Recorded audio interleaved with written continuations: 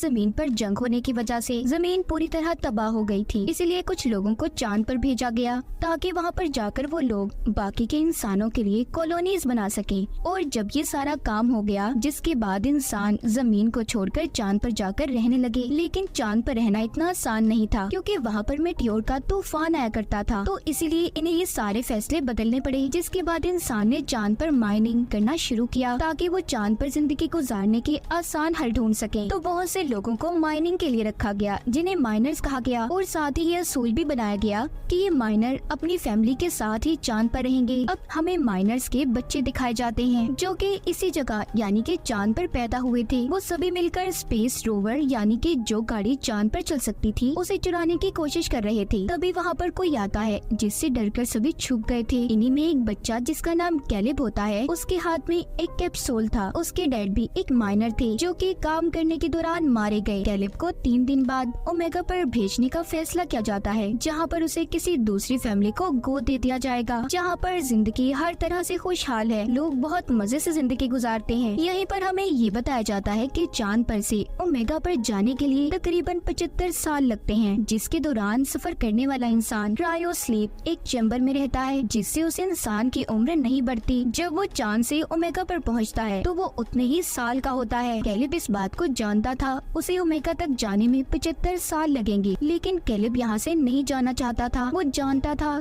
कि फिर वो कभी अपने दोस्तों से नहीं मिल पाएगा। उसे एक लेडी बताती है कि अगले दिन मेटियोर का तूफान शुरू होने वाला है, जिसके बाद तुम्हें ओमेगा के लिए रवाना होना होगा। कैलिब को अपने डैड की बहुत याद आ रही थी। वो याद करता है कि कैसे वो बहुत ऊंचाई पर जाकर यहाँ के बेस में अपने डैड के साथ जाकर बैठा करता था। उसे याद आता है कि उसके डैड ने उसे बताया था कि चांद के उस पार कोई खतरनाक चीज आकर टकराई, जिससे वहाँ पर एक क्रेटर, एक गड्ढा बन गया। तुम एक बार उस जगह जाकर लाजमी देखना। मगर चांद के उस पार किसी भी इंसान को जाना मना था। और जिस कैप्सूल को हमने कैलिब के हाथ में देखा, वो एक गार्ड ने उसे दिया था, जो उसे उसके डैड की राख में से मिला था। तभी जब कैलिब बैठा ये सब सोच रहा था, तो उसके पास उसके 3 दोस्त आते हैं, जो उसके जाने की वजह से बहुत दुखी थे। इनमें से एक दोस्त जिसका नाम डेलन होता है, वो कैलिब के डैड की आखिरी ख्वाहिश को जानता था, जो क्रेटर के पास जाने की थी। डेलन कहता है, क्यों ना तुम्हारे जाने से पहले हम उस क्रेटर को देख कर आए, इस तरह तुम्हारी डैड की आखिरी ख्वाहिश भी पूरी हो जाएगी। लेकिन ये सब कुछ इतना आसान नहीं था। इन्हें वहाँ पर जाने के लिए जिन जिन चीजों की जरूरत होती है, ये उन चीजों को इकट्ठा करते हैं। अब इन्हें यहाँ से बाहर जाने के लिए कोड की जरूरत थी। डेलन बताता है कि यहाँ पर एक लड़की है जिसका नाम एडिसन है। एडिसन कुछ दिन पहले ही जमीन से चांद पर शिफ्ट हुई थी। उसका कोई दोस्त भी नहीं था, वो एक साइंटिस्ट की बेटी थी। तो डेलन कहता है, क्या पता उसको कोड के बारे में पता हो। जब वो एडिसन से बात करने जाता है तो वो उससे कोई बात नहीं करती और वहाँ से चली जाती है। ये देखकर डेलन उसके पीछे जाता है और उसे अब सारी बात के बारे में बताता है। वो कहता है, मैं शुरू से ही तुमसे दोस्ती करना चाहता था, चाहे सब लोग तुम्हें अजीब समझते हो। एडिसन सब सुनकर कहती है, ठीक है, मैं तुम लोगों की मदद करने के लिए तैयार हूँ, पर तुम्हारे इस मिशन में मैं भी तुम्हारे साथ जाऊंगी। डेलन उसकी बात सुनकर उसे अपने साथ ले जाने के लिए तैयार हो जाता है। सभी बच्चे रोवर स्पेस के पास पहुंच गए हैं। वो सभी उसे चुरा रहे थे। कैलिब उसके अलार्म के तार को पहले ही खींच देता है ताकि उसका अलार्म ना बज पाए। फिर वो एडिसन का बताया हुआ कोड डालता है, जिससे कि दरवाजा खुल गया था। ये सभी अब जाने के लिए तैयार थे। रोवर को चलाने की जिम्मेदारी डेलन पर थी, क्योंकि इन सब में से वो ही ड्राइविंग जानता था। ये सब वहाँ से निकल जाते हैं। इन्होंने पहली बार चांद की सतह को देखा था। सभी बहुत खुश थे, मगर इन लोगों को मेटियोर के तूफान के आने से पहले वापिस आना था, क्योंकि जब मेटियोर की बारिश होती है तो बेस में लॉकडाउन कर दिया जाता था। सफर के दौरान सभी अपने बारे में बताने लगते हैं। कैलिब बताता है कि मेरे डैड ने मुझे बताया था कि कैसे लोगों को चांद पर भेजा गया और फिर उनसे माइनिंग करवाई गई। मगर चांद पर रहकर माइनिंग करने के काम को कोई भी इंसान लगातार नहीं कर पाता। जैसा कि अगर वो इंसान काम के दौरान मर जाए तो उसके बेटे या फिर उसके फैमिली के किसी भी इंसान को उस काम को पूरा करना होगा। बस इसके लिए शर्त ये होती है कि उस इंसान के बेटे की उम्र 18 साल होनी चाहिए। अगर वो इससे कम उम्र का होगा तो ऐसे ही उसे किसी दूसरी फैमिली को गोद दे दिया जाएगा, जो ओमेगा प्लेनेट पर रहते होंगे। जिन्होंने चांद पर भेजा था वो तो हंसी खुशी अपनी जिंदगी ओमेगा पर जाकर गुजारने लगे। एडिसन कहती है, तो क्या हुआ, एक माइनिंग करने का ही तो काम दिया गया था जो सिर्फ 20 साल तक करना है। एडिसन एक साइंटिस्ट की बेटी थी, तो उसे असल बात के बारे में नहीं पता था। यहाँ पर डेलन उसे सारी बात समझाता है कि अगर माइनिंग करता हुआ इंसान मर जाए तो उसके बेटे को बाकी के साल पूरे करने होते हैं।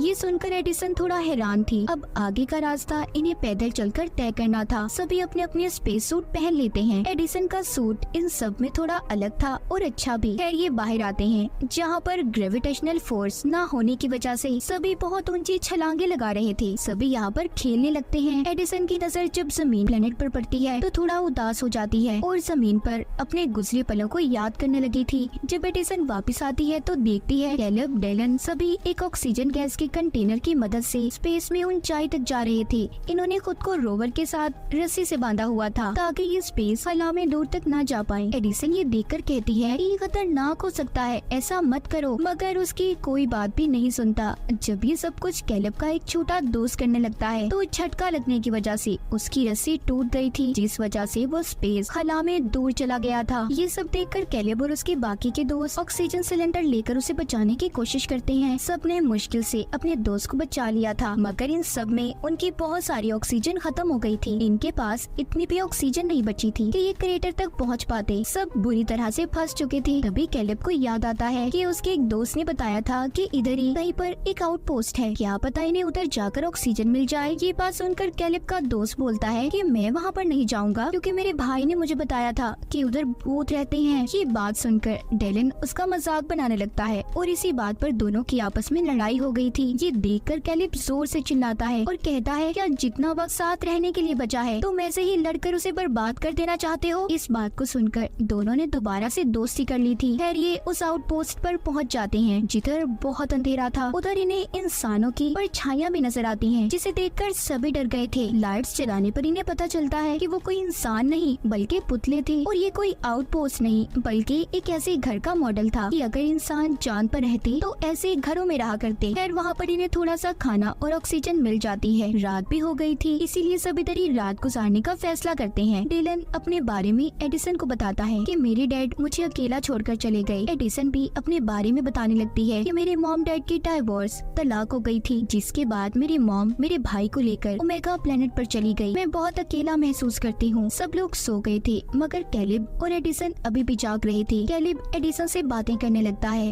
वो कहता है कि मेरे डैड की मौत के बाद मुझे मेरे दोस्त डेलन ने सहारा दिया, वो ही मेरा सब कुछ है। मैं ओमेगा पर चला जाऊंगा, डेलन बिल्कुल अकेला रह जाएगा, तो इसीलिए मेरे जाने के बाद हमेशा उसके साथ रहना। मुझसे वादा करो एडिसन। उसने भी कैलेब से वादा कर लिया था। जब सुबह होती है तो ये लोग दोबारा से अपना सफर शुरू करते हैं, मगर अब इनकी रोवर की बैटरी खत्म हो गई थी। इनके पास ऑक्सीजन की भी कमी थी, तो इन्होंने मेटियोर के तूफान से पहले क्रेटर तक पहुंचना था। ये सब परेशान हो जाते हैं, इसीलिए एडिसन ने सिक्योरिटी अलार्म को बजा दिया था ताकि मेटियोर की बारिश होने से पहले गार्ड्स आकर इन्हें बचा लें। ये सब अब जल्दी से क्रेटर उस गड्ढे तक पहुंच जाते हैं जो दिखने में बहुत बड़ा था। ये सीढ़ियाँ उतरकर एक अजीब सी जगह पर आ गए थे, जहाँ की दीवार पर एडिसन को एक बटन नजर आता है, जिसको जैसे ही वो दबाती है वहाँ की सारी जगह ऐसे बदल गई थी कि जैसे ही लोग जमीन पर हों। ये सब कुछ असल नहीं था, मगर फिर भी इन्हें सब पसंद आता है। कैलेब यहाँ पर जब एक पत्थर हटाकर देखता है तो उसके नीचे उसे अपने मॉम डैड की राख और उनकी तस्वीर मिलती है। कैलेब ने उस तस्वीर में अपनी मॉम को पहली बार देखा था। वो इस बात को समझ जाता है कि उसके डैड आखिर क्यों चाहते थे कि वो यहाँ पर आए। वो बहुत दुखी था।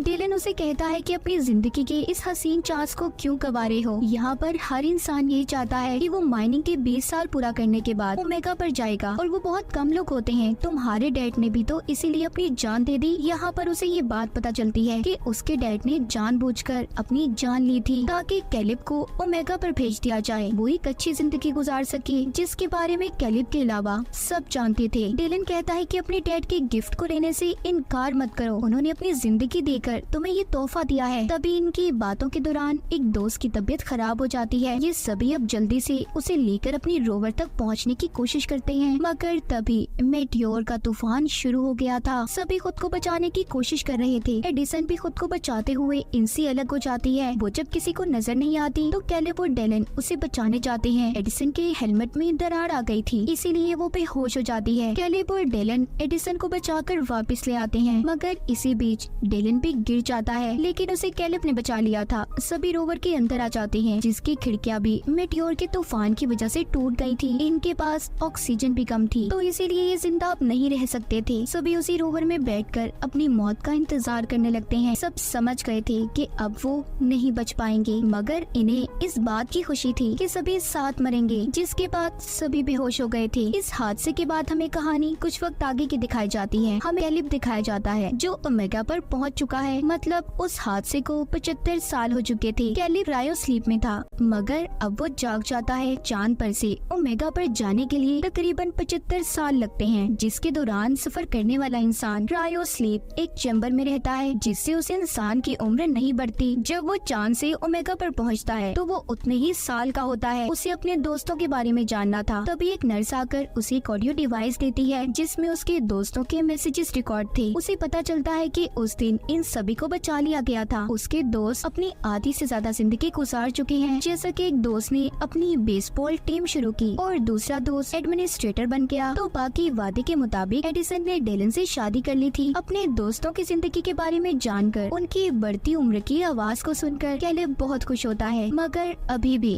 उसे इस बात का दुख था कि वो अपने दोस्तों के साथ अपनी जिंदगी नहीं गुजार सका। ओमेगा प्लेनेट पर एक फैमिली ने कैलिब को गोद ले लिया था। वो इस माहौल में घुल मिल जाता है। वो यहाँ पर एडिसन के भाई को भी ढूंढता है, जिसके बारे में एडिसन ने बताया था कि वो उसकी मॉम के साथ ओमेगा पर रहता है। कैलिब एडिसन के भाई को उसकी बहन के अच्छे कामों के बारे में बताता है, जिसने चांद पर माइनिंग जैसे असूलों के खिलाफ काम करके उन्हें खत्म करवा दिया था। और इसी के साथ इस फिल्म की कहानी भी यहीं पर खत्म हो जाती है। Let's go. Yeah.